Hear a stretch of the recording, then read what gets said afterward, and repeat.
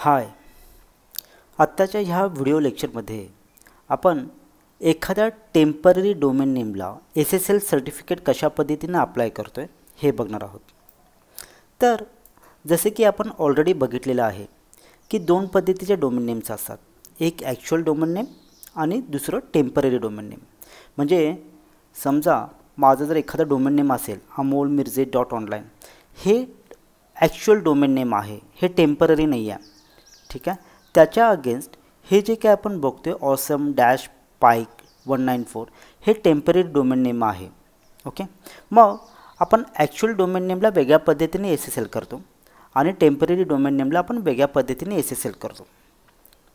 मग जर आपल्याला टेम्पररी डोमेन नेमला जर SSL करायचं असेल तर पहिल्यांदा ज्या डोमेन नेमला आपल्याला SSL करायचं आहे तिथं यायचं, त्याच्या डॅशबोर्डला खालच्या साईडला ज्याला तुम्ही स्क्रोल अप कराल त्याला तुम्हाला सिक्युरिटीच्या अंडर तुम्हाला एक ऑप्शन दिसेल। तो ऑप्शन काय असेल तर SSL TLS सर्टिफिकेट। ओके, आपल्याला काय काम करायचं आहे तर ह्या SSL TLS सर्टिफिकेटवरती क्लिक करायचं आहे। या सर्टिफिकेटवरती क्लिक केल्यावरती इथं वरच्या साईडला रीइश्यू सर्टिफिकेट नावाचा ऑप्शन असेल, आपल्याला रीइश्यू सर्टिफिकेटवरती क्लिक करायचं, खालच्या साईडला स्क्रोल करायचं। हा जो काय पहिला ऑप्शन दिसतोय हा पहिला ऑप्शन आपल्याला चूज करायचा आहे। आता याच्यामध्ये ज्याला आपला टेम्पररी डोमेन नेम असेल त्याला इथं आपल्याला लिमिटेड नंबर ऑफ ऑप्शन्स दाखवतात। ओके, म्हणजे पहिला आले सिक्युअर द डोमेन। ओके, आपल्याला डोमेन नेम सिक्युअर करायचा आहे। Secure the wild card domain including www आणि वेबमेल, ठीक आहे। ह्या दोन गोष्टींची आपल्याला ज्यावेळेला टेम्पररी डोमेन नेम असेल त्याला गरज नाही आहे, कारण आपण वेबमेल ह्या टेम्पररी डोमेन नेमवरती कधीही कॉन्फिगरच करत नाही। ओके, त्यामुळे हा सेकंड ऑप्शनची आपल्याला गरज नाही।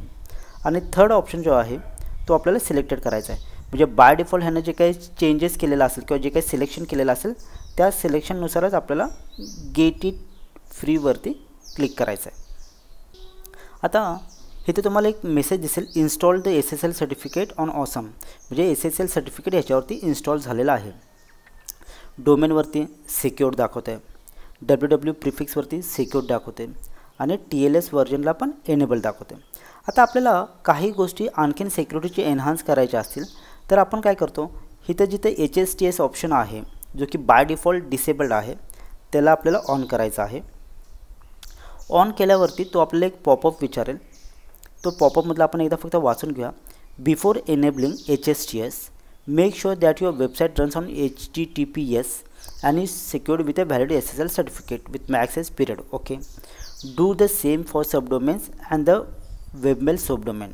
ओके, म्हणजे आता ह्या केसमध्ये आपल्याकडे सबडोमेन्स नाही आहेत। ओके, त्यामुळं आपल्याला सबडोमेन्स कॉन्फिगर करायची काही गरज नाही आहे, पण नेक्स्ट लेक्चरमध्ये आपण ज्यावेळेला सबडोमेन्स असेल त्याला देखील आपल्याला कसं कॉन्फिगर करायचं ते आपण बघूया। If subdomains or not secured with valid SSL certificates, clear the include subdomains. Okay, checkbox. The include subdomains option adds the directory to the configuration file of the main domain but does not affect subdomains created in place. To generate the SSTS certificate fields, enable HSTS for subdomains manually. Okay, आपल्याला काय करायचं आहे, आपल्याला इथं option on करायचा आहे आणि इथून आपल्याला 2 years एनेबल करायचा आहे। आणि हा जो काही खालचा चेकबॉक्स आहे तो ऑनच राहू दे आणि आपल्याला एनेबल HSTS वरती क्लिक करायचं आहे। आणखीन एकदा ही स्क्रीन एनेबल HSTS वरती क्लिक करायच्या अगोदर एकदा व्हेरीफाय करू। मॅक्स एज आपण 2 years दिलं आणि आपण इथं एनेबल HSTS केलं। ओके, या आता ह्याच्या साईडला जो काही हा ऑप्शन आला आहे त्याच्यावरती पुन्हा एकदा क्लिक करून बघायचं, ओके आहेत। त्याच्यानंतर ना खालच्या साईडला आणखीन एक ऑप्शन आहे, कीप वेबसाईट सिक्युअर्ड, ठीक आहे। इथं बाय डिफॉल्ट ऑफ आहे, ह्याला आपल्याला ऑन करायचं आहे।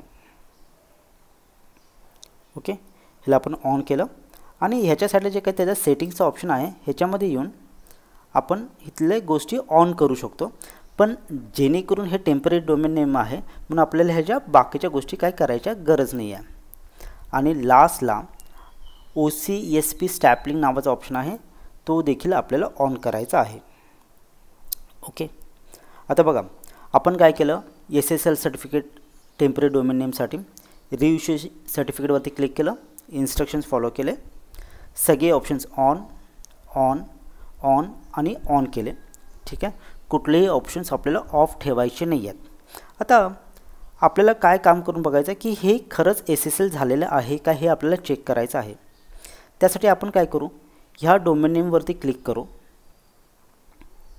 ह्या डोमेन नेमवरती क्लिक केल्यानंतर ना ओके आपल्याला इथं ह्याच्यावरती माऊस घेऊन गेल्यावरती ओपन इन वेब नावाचा ऑप्शन दिसेल, ह्यावरती आपण क्लिक करू. ओके, आता हे SSL सर्टिफिकेट प्रॉपरली अपलोड झाले हे आपण कसं ओळखू शकतो, तर इथं वरच्या साईडला आपल्याला पॅडलॉकचा आयकॉन दिसेल.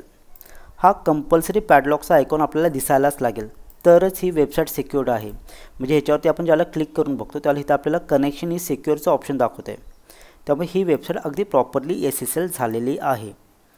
ओके, तर अशा पद्धतीनं आपण एखादं डोमेन नेम जे की टेम्पररी डोमेन नेम आहे त्याला आपण SSL अप्लाय करतो. आता ह्याच्यामध्ये याच्या पुढच्या लेक्चर्समध्ये आपण आणखीन SSL कशा पद्धतीने अप्लाय करतो ते देखील बघूया.